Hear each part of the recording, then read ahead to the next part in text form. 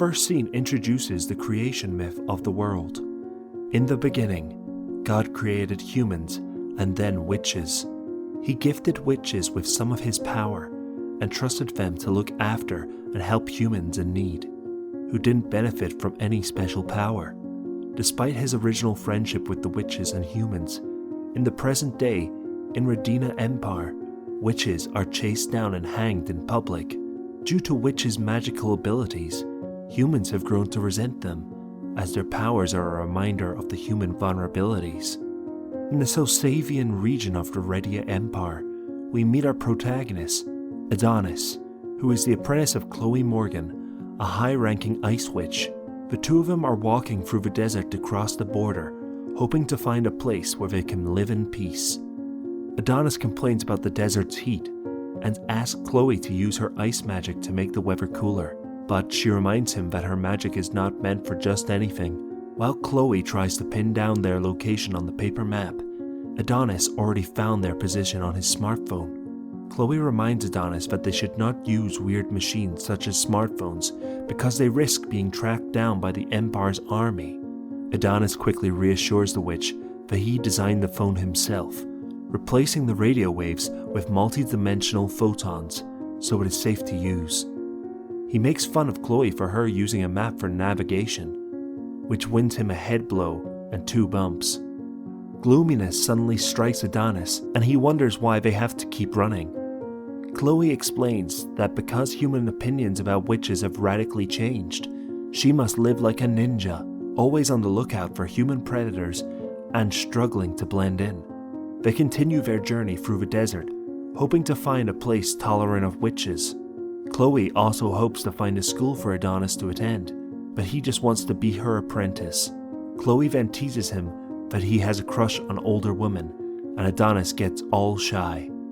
As he watches Chloe, Adonis questions her energetic and carefree attitude, while he acknowledges his hatred towards the Redina Empire. He mutters to himself that they should eradicate humans with magic. A squadron suddenly approaches on the two, intending to kill the witch. Adonis wants to use his magic to destroy the squad, but Chloe tells him he's too inexperienced. So, she proceeds with her ice magic to defeat the attackers. She deploys a magic spell called Oliat and traps the attackers in giant ice crystals. The scene cuts to an underling reporting on the 23rd Emperor, Goffei, announcing the squad's failure to eliminate the witch. The strict Emperor doesn't want to hear about the failure and demands that the witch be captured without delay. Back in the desert, Adonis is visibly upset, holding tight his magic quill pen. He complains that Chloe will never let him fight, though he is well trained. He summons a gigantic sword to prove his magical abilities. But Chloe doesn't want to turn Adonis against his race because she cares about him. It is then we learn that Adonis is human. He accuses Chloe of suppressing her emotions towards humans who mistreat witches and shouts his frustrations at not being able to protect Chloe from the humans who hunt her. They confess their mutual love through unfinished sentences and a hug, but the scene is interrupted by a vertical vortex of light that swallows them. This new technology is called long-distance physical transfer, and, in a second, they vanish from the desert. The Gova Emperor is delivering a speech in the capital's central plaza in front of the population. He recalls the ancient times when humans were protected from plagues and disaster by magic, but humans' gratitude and reverence towards witches slowly turned into fear and hatred. The Emperor denounces the unjust division of power between witches and humans and reclaims human dignity. Now humans' technological advancements have reached new heights. They have deployed airships, automatic trains, and a solid infrastructure that they can withstand any storm, and, lastly, a smartphone. This is the gear expansion humanity has craved in order to gain back their dignity. The Emperor concludes that people do not need magic to thrive. On the contrary, they must eradicate all witches and rely on only science. After Gove finishes his speech, Chloe and Adonis appear in the central plaza through the vortex, where they are surrounded by thousands of humans. Adonis wants to save Chloe, so he runs towards the Emperor but is taken down by 2 officers. Chloe threatens the Emperor that if he doesn't let go of her apprentice, his people will suffer. She prepares to cast a spell named Absolute Zero and says she didn't want to fight any humans, but they've become too dangerous. But when she wants to cast the ice spell, her magic disappears. It turns out a magic suppression device prevents both Chloe and Adonis from activating their magic. Then, Emperor Gove approaches Chloe, rips her shirt off, exposing her breasts, and slaps her to the ground. The ecstatic crowd pulls out their phones and takes pictures of the half-naked witch. Adonis becomes more and more furious and attempts to help Chloe a second time, but fails. Not liking his behavior, the Emperor gives orders to kill Adonis. Wishing to rescue her apprentice, Chloe declares the boy has no blame.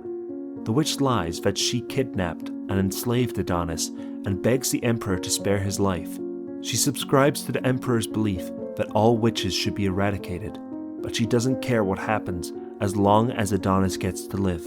The boy is shocked to hear these words and proceeds to write with his magic quill pen on the stairs, threatening to kill everyone.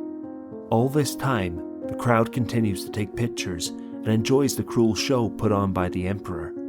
Even though Chloe's face is at the end of the gun barrel, she manages to smile and thanks Adonis for everything.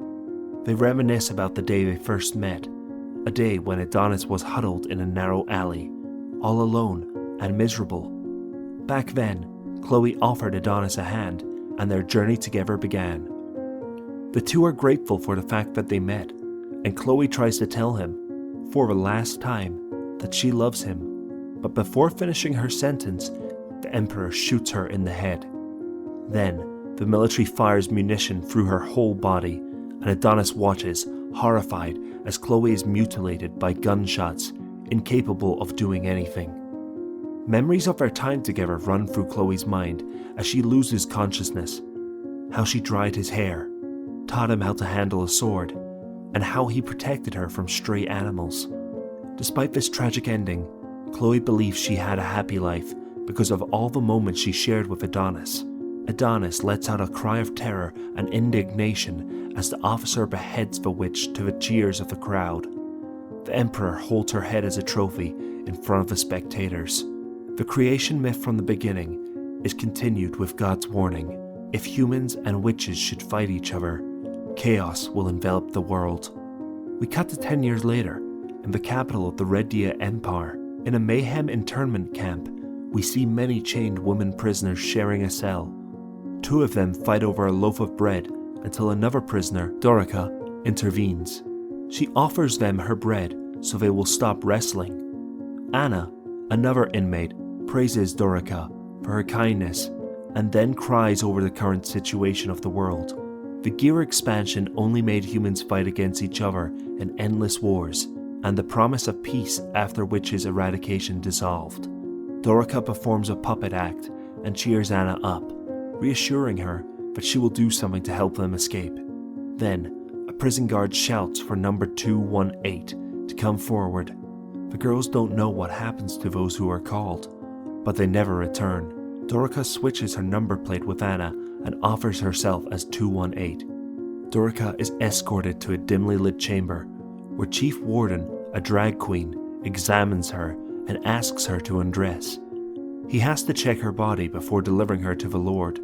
Filled with dread upon learning her new destiny, Dorica scans the room and notices other female inmates lying lifeless on a couch. The Chief Warden lectures Dorica that this is a price she has to pay for the technological advancements and the rise in human civilization brought by Red Dia Empire. He takes a selfie with him and Dorica and sends it to the headquarters. Taking advantage of his distraction, Dorica bites his fingers and runs away with his phone. She runs between the prison cells, instructing the phone to unlock them, but the voice authentication fails. After several unsuccessful attempts, she impersonates the Chief Warden and manages to deceive the voice recognition system. All the female prisoners are set free from their cells and start running in all directions, creating chaos and wrestling with the prison guards. The smartphone informs Dorica that all the cells have been unblocked and she arrives in the front two of the tall gates that are about to open. The Guardians finally catch Dorica and put her to the ground. Startled by the sudden riot, the Guardians watch as the last prisoner, the one that is locked in a sarcophagus-like cell, is released. The cell opens and we see a man fully wrapped in bandages, his feet, arms and torso chained. He is finally revived, and we get to see his furious red eye and clenched teeth. Adonis has finally awakened to revenge his mentor.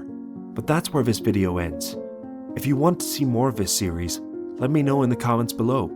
Thanks for watching, and I'll see you next time.